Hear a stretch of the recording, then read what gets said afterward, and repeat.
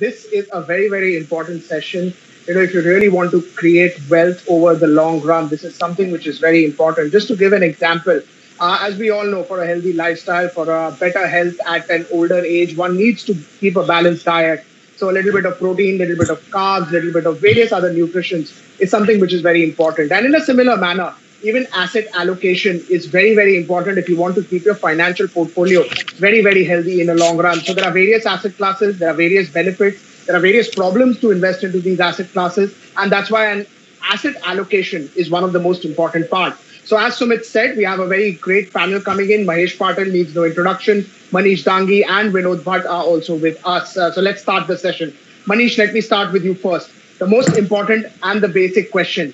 Why is asset allocation important if you're looking to invest for the long run, create wealth, and make your wealth compound over the long run?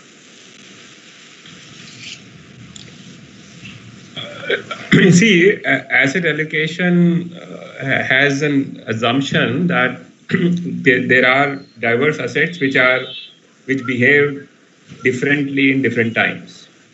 Okay. Now, the purpose of allocating capital to variety of asset classes is to, not maximize return, but optimize it to one's risk appetite or the life goals one has, right? So I keep giving this example that my dad, who is nearing 70, his asset allocation would primarily entail an idea that he should be able to draw down on his savings over the next few years and live a peaceful life.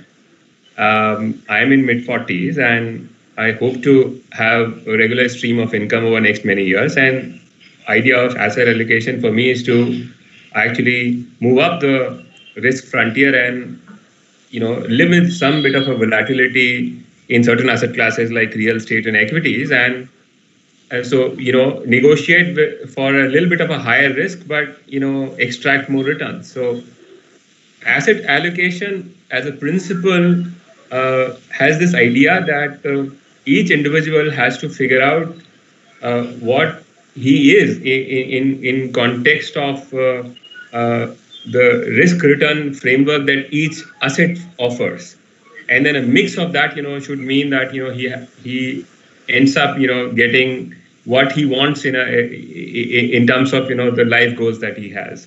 So it is the most important question, and perhaps if no other problem that you want to solve for the capital, you must solve the asset allocation problem. Right. Manish, let me come to you. You would have faced this problem various periods of time. So, we've had Lehman crisis, which we've seen, taper tantrum, probably IL&FS issue, COVID crisis. So in such a scenario, two questions. One is, if you have a correct asset allocation, how do things get better?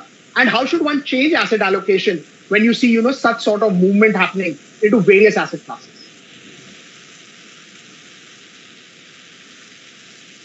That's for me or Mahesh? Anyone can take it. Both are experienced enough, and I would like views of both. So, Manish, let's start with you. Yeah, so look, my view of asset allocation is I use macro framework, okay? And which essentially, given that, the age profile that I've already shared with you, I have risk appetite, okay? And I think, of the world as a place where majority of risk is priced basis how variety of global forces are in play, So think of it like this, even if, let's say, I wanted to buy a small flat in a small city in Rajasthan, the question that, there are two approaches to invest. One is to go to that city and ask people around in terms of, the locality and so on and so forth. The other is to, of course, begin conversation with US dollar, US Treasury, Fed and ECB policies, USD INR in India, and so on and so forth. So, my assessment of, asset allocation is a little macro in nature. I think, there are ways to deduce how exactly various assets would move in a certain macro context. they tend to rhyme. They tend to sort of sometimes certain asset classes tend to get overheated. In certain other times, they get hammered far too much. So I think that one strategy is to simply have a passive allocation. But for my personal allocation, I tend to use my macro framework to allocate primarily between fixed income and equity. So that's the way I look at asset allocation. Yes. Right. So Mahesh, let's get your perspective. What did you do in taper tantrum? What did you do in COVID crisis? How were things when mid cap and small cap was going up? How did you essentially use asset allocation to protect returns and then to generate alpha? Mahesh, you're on mute, Mahesh. Yeah.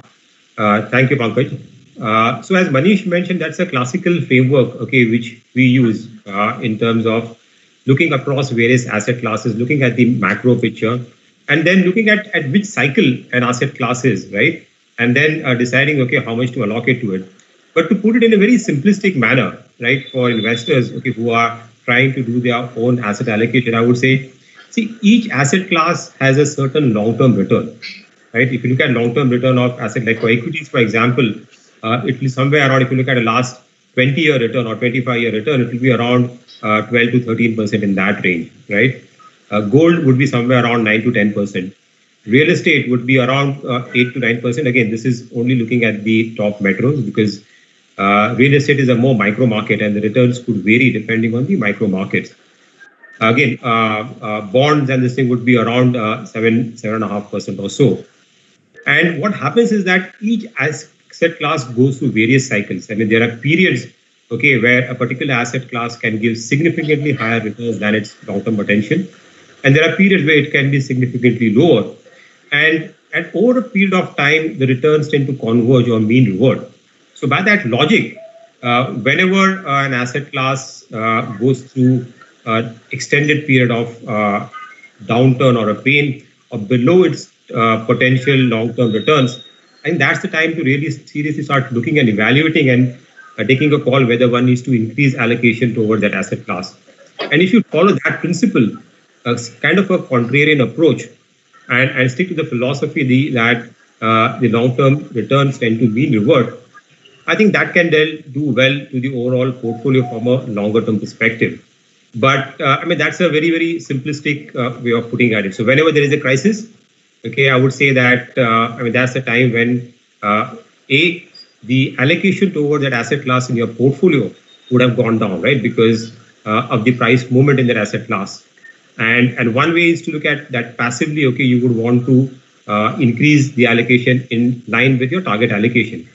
But I would suggest that that's the time when one should be slightly more aggressive and try to increase the allocation. Again, looking at the other macro fundamentals that Manish talked about, whether it's the right time, you will never be able to buy or get the bottom of any asset class, right? I mean, that's what we tend to do, but it's not possible. But I think you should. That's when any of these crises, whether it was the COVID crisis, I mean, classic time, right? When equities went down by around 37% or so from the top. And that time it looked like the world is going over. I mean, the bottom seemed that it is probably still lower.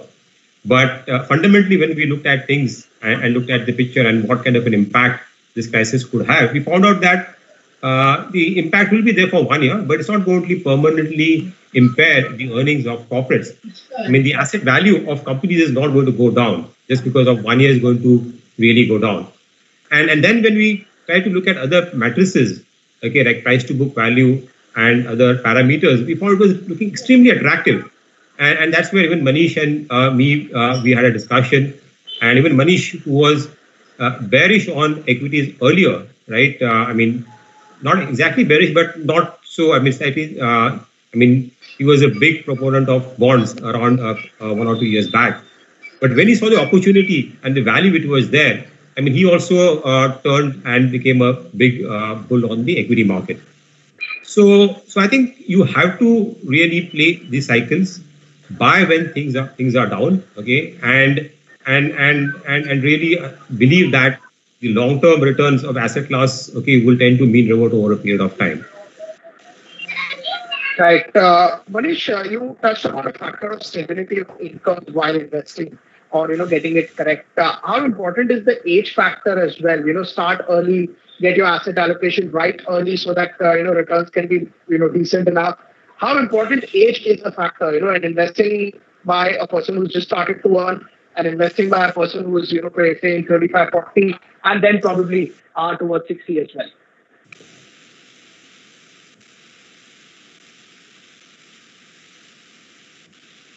I'll take that. Or Vinod, yeah, Manish, okay, so see, age is principally life is finite, and I don't want to die with a lot of riches in my bank account. So, to that extent, age is going to be a very important dimension. Again, understand the chief characteristic of an asset class, something like equities, is that it is very volatile, and almost every decade over last many decades, you have at least one episode of 30 to 50% drawdowns. And if I'm very old, I don't want to live with that sort of volatility. And to that extent, I need to contain the total exposure in an asset class like equities. But imagine there are even more volatile asset classes. Again, some of us are enamored with Bitcoins, because that's a response to financial repression being played in the world. But then I wouldn't recommend anyone who is in 70s and 80s to participate in that trade. Don't participate in, there are many proponents of that there would be a large inflation in times to come, and therefore you must buy real assets like commodities. If you are old, there's absolutely no way you should buy them. So, in a sense, age is a very, very important, input to the overall amount of risk that you would carry in your portfolios. Early age, you can take a lot of risk and respond to market conditions. And, so if you are in 30s and 40s, perhaps very large percentage of your portfolio would be in equities. If you are very rich, then some part of your portfolio has to be, anti-government, in a sense. It could be in gold or commodities or in Bitcoin or anything else, that you want to respond to just in case a great reset plays out at some point in time. So it is right, Pankaj, that, there is this dimension of age which actually has to be played with, while allocating your assets, depending upon the sort of risk those assets represent. Right. Vinod, for most of the people, asset allocation may only be a debt income or a FD, and probably investing into mutual funds via equities. But it's much beyond that. Can you talk more about that? What are the other asset classes that one should consider? Should gold, a little bit of cash, various other things should be a very important part of the portfolio? Yeah, thanks, Pankaj. As you correctly mentioned in the beginning, the right way to think about asset allocation is like, we have a balanced meal, right? So for example, if I want to eat healthy food and I just eat salad all the time, it's not going to help, right? And if I just eat junk food and dessert all the time, that's not going to help either, right? So what I want to do is have a balanced meal with my roti, sabzi, dal, rice, and so on. And asset allocation works in the same way, right? So we find in India, a lot of investors maybe have like overexposure to real estate or to gold, right? And that doesn't work in the long term. So the right way to think about it is, if you look at the four major asset classes, right, it's equities, fixed income, gold, and real estate, right? Now, as Manish and Mike correctly mentioned, equities are the compounding machine, where if you have time on your side, you can use that to create wealth, right? Fixed income is like your, a defender in a football team, right? It gives balance to the portfolio. Gold is like the goalkeeper in a football team. It provides a hedge against volatility, right? And real estate, of course, is an asset you can have for the long term. So this is how, investors should think about having a balanced portfolio. They should not go, overweight on one or the other. And of course, they have to do a periodic rebalancing, but they need to have all these components in the portfolio. And, especially in the current times, there are a lot of other assets one can look at, although not in India right now. So, for example, as we all know, in the US, for example, Bitcoin is being looked at as an alternative to gold. It's called a digital gold, right? So maybe going forward, we will have more alternatives to look at, and we should always be open to these new ideas. Right. Mahesh, let's come and talk about, investing within the equity framework. So, should one just go and look at, maybe a balanced fund because it gives you a mix of debt and equity? Or, one should just look at, any multi-cap fund, because then again, whether you want to invest into small cap, a little bit in mid cap, a little bit in large cap, again, that is the headache of the fund manager with a little bit of fees. So how should one approach this difference that a lot of these products offer? Yeah, so I think if you look at the number of products which are there on the equity side, there are far too many, and investors will get confused really where to put in their money, right? But if you look at the basic categories, which is the large cap, multi cap, and mid and small cap, I mean, these are the basic core of the portfolio. And while looking at these categories, again, when making asset allocation over there, one would look at I think if you look at the long-term returns, it's surprising. I mean, if you look at the last 10-year returns, right, of large cap and mid caps, they'll be more or less similar, right? Small cap is slightly lower, but I think if you slightly look at longer term, it will be marginally higher. So it's important to play the interplay. We have periods, okay, where we see the large caps do well. Like, for example, in calendar year 18 and calendar year 19, it was large caps which did significantly better because there was kind of a risk of economic growth was slowing down. And in fact, at that period from Jan 18 onward, we've seen that mid and small cap came down very sharply. So I think it's important to understand what the dynamics, okay, which drive the mid and small cap and what drives the large cap. So a lot of these passive flows, the ETFs, and when large FI monies come in, I think they really come into the large cap names, and that drives that. When the domestic economy does well and the domestic participation is good, we see the mid and small cap sector do well. So, and obviously it's also the kind of outlook and the valuations, okay, how are there in those sectors. So those are things which you need to consider when you are deciding to put into a large cap or a mid and small cap. But somebody who is not wanting to take that bet, right, doesn't have that expertise, okay, or advice, okay, when you should make a larger allocation towards a mid cap or a small cap, I think the best way to come through is a multi-cap fund, because there the fund manager has the liberty really to move across the market capitalization and then take a call depending on the bottom-up ideas, okay, what he finds good in the large cap or a mid cap space, more attractive to build the portfolio and give the return. So I would say multi-cap, if you really want to invest in one fund, that's the one. But somebody who wants to really play the cycles, because the returns can be in a short term, while the long-term returns are more or less similar, but over a 2 to 3 year periods, there can be a huge divergence between, say, a large cap fund or a mid cap and a small cap fund. And like, for example, in the current context, we think that the mid and small cap could potentially do better over the next 3 year time frame. Looking at the fact that the domestic economy is on the verge of a recovery, and we've seen domestic participation coming in. There are not many sectors, okay, which are now doing well, where the small and mid caps would be there.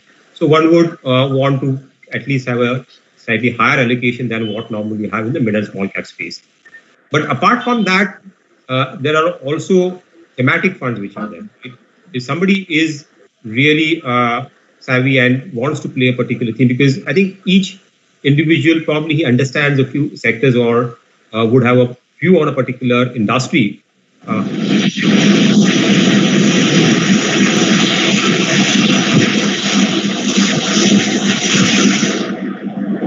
The disturbance? Yeah, I think it's better now, Mahesh. Yeah, okay. So somebody who wants a higher risk appetite, because thematics can go through various cycles, but they can also be very rewarding if somebody is able to catch the cycle well. Like, for example, if you had invested in our digital fund, right, 2 years back, I mean, your returns would be fabulous. It would be somewhere around 30% CAGR. And in the pharma fund, for example, a year back, okay, returns would have been around 60%. So those can be a topping, as we say, right? Where one would not advise to have a large part of your allocation towards equity, say around 10 to 20% in that range. But that can enhance your alpha, what you can generate on the portfolio. And for investors who are slightly confused, what to do, okay, when to enter into the market, right, whether this is the right time to invert, then they can look at the asset allocation for or a balanced advantage fund, where the fund manager has a larger leeway in terms of deciding on the equity allocation, not just a balanced fund, right? A balanced fund, a traditional balanced fund would have a 75-25 more or less static debt equity and debt exposure. Whereas in a balanced advantage fund, that can vary between say 20% to 80%, while still qualifying as an equity fund because the lower equity exposure is taken through an hedge and not necessarily selling equities and increasing the debt component over there. Right. So, Vinod, say if somebody is watching this, somebody is an active mutual fund investor, looks at SIPs, looks at changes within the schemes of various funds, and has not been following asset allocation. What should he do right away? What should be the basic steps before he starts to take those steps? Any advice for such people who have been active in mutual funds across products but have not been probably following asset allocation? Yeah, so, in my experience, I've been managing the ABSL Asset Allocator Fund of Fund for the past year and a half now. And I understand, how difficult it would be for an individual investor to track the markets and make the right, changes in the portfolio. So I would definitely suggest that, rather than individual investors trying to do asset allocation and periodic rebalancing on their own, I would recommend that they consider a product like the Aditya Birla Sun Life Asset Allocator Fund of Funds, and I'll explain why. Because if you look at the process I follow, I'll just walk you through it. It's not that straightforward, right? So the best way to think about it is to think like, you're the selector of the Indian cricket team or a football team, right? So you don't just select all batsmen or bowlers in a cricket team, and you don't just select all forwards in a football team, right? You want to have the right balance. And that's why in our Asset Allocator Fund of Fund, we have domestic equity, international equity, fixed income, and gold, right? That's the starting point. Now, gold acts as the goalkeeper in the portfolio. It provides a hedge against volatility, and there we invest in gold ETFs. Fixed income, like I mentioned, acts as the defenders and provides stability to the portfolio. So there, the core of the portfolio is on investing in funds which, invest in high quality papers like AAA bonds and so on. So short-term funds, low duration funds, corporate bond, PSU funds, and so on, right? Then international equity acts like a midfielder and gives diversity to the portfolio. So there we invest in international index ETFs or maybe thematic ETFs going forward. And lastly, domestic equity acts like the forward, which helps you to generate the returns, right? So there we follow a core satellite approach. The core part of the portfolio is large cap and diversified funds, which can constitute about 60 to 65% of the equity portfolio. And the satellite is, mid and small cap funds or thematic funds. Now, for example, in like Mahesh mentioned, you need to be able to take a call whether large caps will do better going forward or mid and small cap can outperform them. On the thematic side, you should be able to take a call whether, pharma or digital will do better, or for example, the infrastructure and industrials, the banking and finance can do better, right? Now, given that I work as a part of the investments team, we track all the different parameters in the markets, and hence, we can come to a decision as to how to rebalance the portfolio on a regular basis. So I can imagine how difficult it must be for an individual investor, and especially if this is not their primary job, right? I mean, this is not something you can do on a part-time basis and so on. So I would definitely recommend that investors should consider a product like the ABSL Asset Allocator Fund of Fund. Right. So given the current outlook, given the current scenario, what is your current portfolio positioning, the way equities have run up, probably the way, rates have come down in the system? How are you playing, and even gold at all-time high? Right. So just to explain, how we come up with a portfolio, we have a quant model which we use, and, the valuation is the starting point. So we look at various valuation metrics like price to book, price to earnings, yield gap ratio, and so on. And the model gives us a signal as to what should be the optimal allocation across equities, debt, gold, and so on. But we don't stop at that. We also, have some other metrics. So, I have a meeting once a month with Mahesh and Manish where we discuss our outlook both on the equities and fixed income side. We get inputs from our economists and our fixed income and equity fund managers and analysts. Look at various parameters, like for example, foreign and domestic flows, global and domestic growth and inflation, expected earnings returns, and so on, right? And based on that, we come up with an allocation to equities, fixed income, and gold. So currently, for example, our allocation is around 60 to 65% in equities, 10% to gold, and about 25% plus to fixed income. And the reason for that is, for example, if you look at headline valuation numbers or metrics, they seem slightly elevated, but we should realize that we are not in a normalized environment. So, for example, if you look at the price to earnings ratio, the earnings are not normalized. So the PE multiple looks artificially inflated. So there we may look at, for example, the price to earnings multiple 1 or 2 years down the line, right? So we look at all those factors, and that's how we have come up with an overall allocation of about 60 to 65% to equities, 10% to gold, and 20 to 25% in fixed income. Right. So, just a very simple question. Why should an investor look at ABSL Asset Allocator Fund? Sure. So, point number one, like I mentioned, asset allocation is very important. It's a primary determinant of long-term returns. And for an individual investor to do this process on a regular basis, especially if it's not their full-time job, will be very difficult, right? So the Aditya Birla Sun Life Asset Allocator Fund gives allocation or diversification across 4 asset classes that I mentioned. Second is, you get professional management. So I'm the portfolio manager for the fund. So I regularly do the research, do constant monitoring. We have this process in place. And based on that, we do the regular rebalancing. The third very interesting point is that the overall cost turns out to be much lower for this fund. Now, typically, when individual investors do the rebalancing, there is a tax implication, either short-term or long-term capital gains. But for the fund of fund, there is no such tax implication. So when we do the rebalancing, the investors don't need to worry about the tax until and unless they redeem their fund units. The fourth point is that it is very affordable. So investors can start an SIP with a monthly amount of even 500 rupees or more. So you can invest even 1,000 rupees a month. You can invest 1 crore every month, right? So it's completely flexible, very affordable, especially for retail investors. And lastly, it's very convenient. So instead of having to track multiple fund statements or bank account statements and reconciling them, if investors invest in the fund of fund, there is just one statement that they need to track on a regular basis. That's it.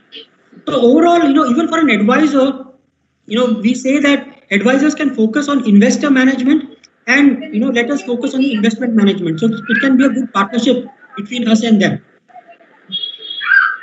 Right. So we are also getting a lot of questions. And Manish, this one is specifically for you. It's coming from Soumya.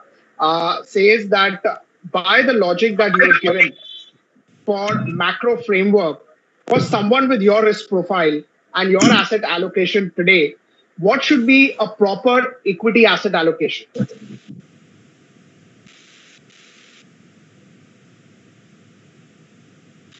Manish, you are on mute. Manish, you are on mute. I'm sorry. I'm so sorry. Look, it's echoing. Okay. See, my framework, because I follow macro framework, and of course, my age profile I've already revealed. So I have risk appetite. As Mahesh mentioned that, basically, I turned extremely constructive in middle of 2013.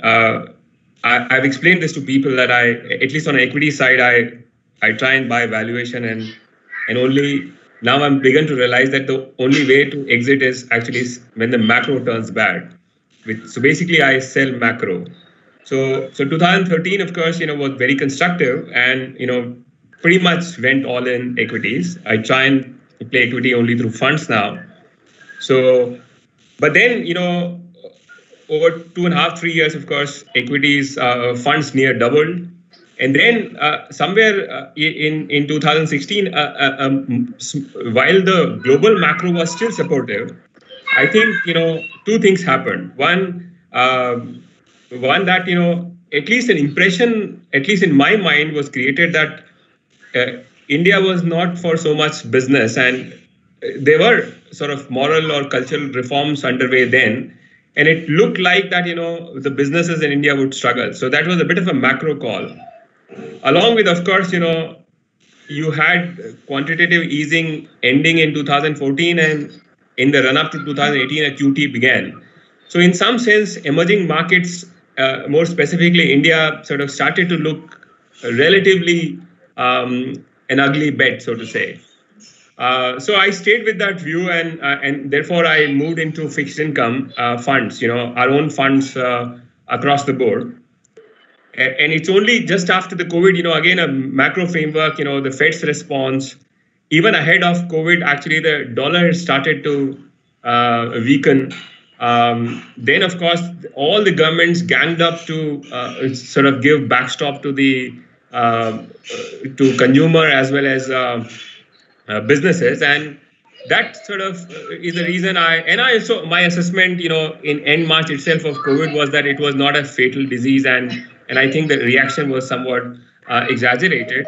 So I moved all in equities then again, primarily through small cap funds, and some of it is in Nifty equivalent fund. So basically, I mean, given that I have, and I don't want to sort of I don't want to tell this to people, this is what they should practice, but since you asked me a very personal question as to how I practice asset allocation, I watch macro and reassess or assess how various asset classes would move, and try and basically choose between three asset classes: local fixed income, local equities, and international equities. So in a typical decade, I would think, let's say, when would I turn bearish again? I think I have made this point many times that at some point in time, most probably in 2023 or 2024, inflation would reassert itself, and it's likely that some of the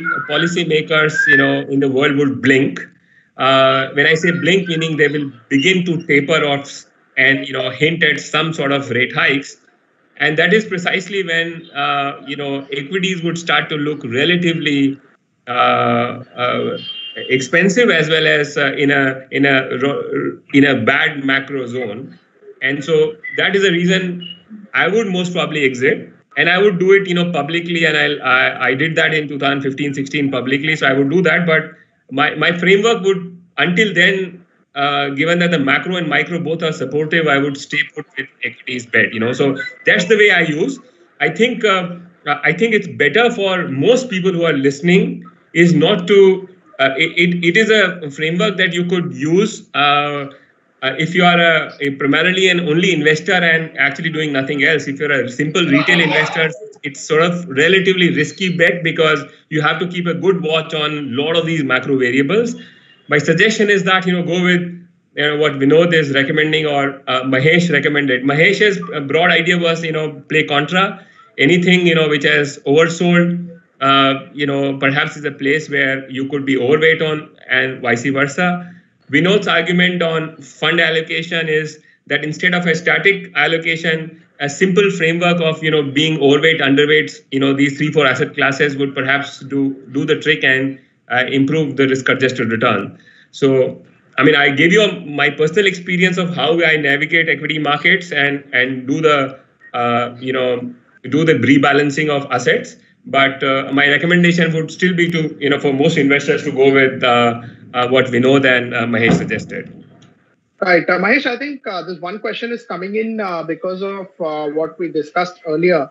So Vikram is saying that, can you please explain the difference between multi-asset fund and balance advantage fund, and are both necessary in the portfolio?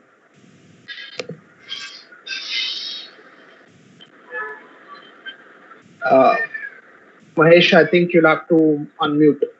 Yeah, sorry. Yeah, Pankaj, did I hear right? You're talking about multi-cap or a multi-asset fund? So the question is that difference between multi-asset fund and balance advantage fund, and are both important for portfolio? Yeah.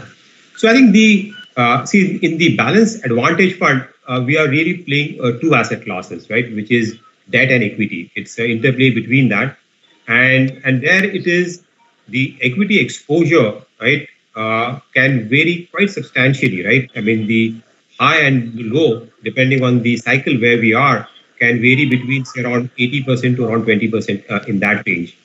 And that's a fund, okay, where I would say somebody wanting to put money into equities at a particular point in time is undecided, okay, when he wants to enter. And that would be the best entry product for somebody to enter into equities and allows the fund manager really to make the call when it needs to increase the equity allocation over there. So normally we say that anybody wants to come into equities, first-time investors is worried about the volatility, is unsure whether he should do a lump sum investment at this point in time or wait for a market correction. We would advise them to put the money into the balance advantage fund. And typically the return expectations there, okay, at least historically, if you look at, will be around 8 to 12% in that range. Multi-asset fund is slightly much more, as Vinod mentioned, it will look at multiple asset classes, right? It will be equities, debt, gold, and now even commodities, because now mutual funds can also invest, okay, into commodities. And that is something which we are also evaluating, and we are a new fund is in that direction. So that will give a slightly more diverse exposure across different asset classes, and there it will be slightly more disciplined in terms of the allocation towards various asset classes. The ranges would be predefined, right, where you will vary between equity, between debt, between gold, between commodities, and they will. I mean, the ranges typically would be say around 10 to 20% in that range. So I think that is. I mean, that would be a truly kind of a asset allocation, multi-asset allocation fund if somebody is really looking to further reduce the volatility. Because when you diversify across multiple asset classes, and we presume that some of them are reverse related, that will reduce the volatility further. So the clear difference is that if you're only looking at entering into equities and undecided about what to do or when to how to allocate, then it's the balance advantage fund. But if you really want to diversify across asset classes and reduce your volatility, then it will be the multi-asset fund. Right. Vinod, you mentioned about various asset classes, when we spoke earlier. And when we just spoke to, Manish, he pointed out that equities, probably the domestic ones, and the global equities as well are an important part. How important is global equities, or it's important to get it like, India right, India bonds right, and then probably, commodities and some of the other assets that you mentioned earlier? Yeah, definitely. I think it's always better to think of a core satellite approach. And for an Indian investor, there's a lot of opportunity in India, right? So domestic equities and local fixed income will form the core part of the portfolio. And international equity will be on a tactical basis, right? That's part of the satellite portfolio. So even in our asset allocator fund, currently, we have about 66% allocated to equity, and out of that, about 6% is to international equities, right? So that's how we are playing it. So 10% of our equity allocation is to the international equity, and that's how we think about it. Right. Manish, just the last question to you. Vijay is saying that, sir, if you could just let us know what should be a right asset allocation for equity, say 60%, 25%, 5% gold, etc., or any thumb rule that you have for equity, which generally is age minus a number. So any such number that you have in mind for equity investment if somebody just wants to keep it simple? No, it'll be too simplistic, and I'm afraid, there is a cottage industry about, talking of various numbers, and I would refrain. I guess the best advice would be to experience equity markets, because while going is good, of course, everyone talks up and feel good about it, but when there are 30-50% drawdowns, unfortunately, that is precisely a time when, investors run. And that's the wrong thing to do. So, which is why I guess each individual on his own has to negotiate some sort of risk for himself. Broadly speaking, if you are young in 30s, you have to maximize equities in your portfolio. I mean, unless again, what demographic conditions, when do you want drawdown? I mean, your sister is going to get married 2 years out and you are the only support in the family. I mean, I wouldn't recommend all equities, of course. But net, if you are now going to have savings being drawn down in next few years and decades, it's best to maximize equity exposure. Is how I would recommend. But I would refrain from giving a specific number. I mean, for my case, I have to tell you this, that I try and maximize it. Go all the way to somewhere between 70 to 90%, both in 2013 and in March, April of 2020. So I mean, I go all the way, and I try and do it through mutual funds because they are the best way to access markets, and you have a reasonable performance. And I try and rebalance them as the macro turns bad, which as I said, at some point in time in 2023-24, you have to rebalance once the macro, I mean, in terms of inflation, monetary policy tightening, fiscal biases changing. When they begin to happen, you'll have to unwind some of these bets, So, so that's the way I would look at it, Chief, and, otherwise, talk to the advisor. I guess, this whole thing of, the advisor is about telling you that, he can craft a small, policy for you in terms of what kind of risk appetite you have, and accordingly, can place your bets across asset classes. Right, that's a very important point. That's a very important point, Manish. And in terms of closing comments, let's also take from Mahesh. How important is the role of wealth advisor? How has it changed over the years with so many products being, so many things just available or withdrawable at a click of a button? How has the role of an advisor changed, Manish? Closing comments for asset allocation. Yeah, I think the role of, as Manish mentioned, I think there is no simple solution or simple formula, right? Say age minus something or a particular individual. It depends on each individual, right? So I think the role of an advisor is really to understand the individual. What is the risk appetite? Okay, what is his need? What is his target? Right? Okay, what is his goal? What he wants to achieve? Say 10 years down the line or 20 years down the line. I think that assessment can be done only by the investment advisor after having a consultation, with the client or with the investor, and then look at the products. And now the kind of products which we have, there are a plethora of products, right? I mean, if somebody has to invest into equity, even in mutual fund, forget about stocks. I mean, he will get confused, right? I mean, which fund to invest, whether you should look at past returns, right? Last 3-year returns, and 1-year returns, or 10-year returns and invest, and where to put in multi-cap, large cap, mid cap. So it can be thoroughly confusing. And that's where I think the role of advisor comes in to really get into a fund or a product within that category where he looks at not only the quantitative number, but also qualitative factors, right?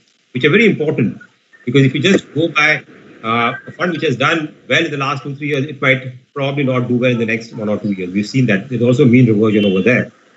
So in that context, with the complexity of products, the number of mutual funds, the number of plethora of schemes which are there, to really see through that and see what is good, and also understanding the investors' appetite, risk appetite, and what really kind of a mix suits him. I think the advisor role has become increasingly more important. There are a lot of online or the robo-advisory, which has come in, which is trying to simplify things, but I don't think it is as simple as it looks. It has to be really customized and fine-tuned. Even with the person with the same age group, you have to look at what kind of a profile he has, what kind of a socio-economic background he has, what kind of a liability he has, and that can only be done through your own personal advisor. Right. Vinod, just closing comments, any myths about asset allocation, anything that you have learned over your your reflection as an investor for asset allocation, would you like to just share that with our viewers? Yeah, I think as investors, we need to be very dispassionate about these asset classes. Like, you can't fall in love with any asset class, whether it's equities, fixed income, real estate, or gold. And I've seen in my experience, in even within my family, everybody has some behavioral biases and everybody has some affinity towards one or the other asset class, and it's very difficult to change people's opinions. And that's why kind of, on their path to wealth creation and preserving their wealth, people go astray because they get stuck in the wrong asset class. So really, it's very important to take a well-balanced view, have a balanced asset allocation, and stay the course. Right. Thank you so much, gentlemen. Hope our viewers learned a lot. I did.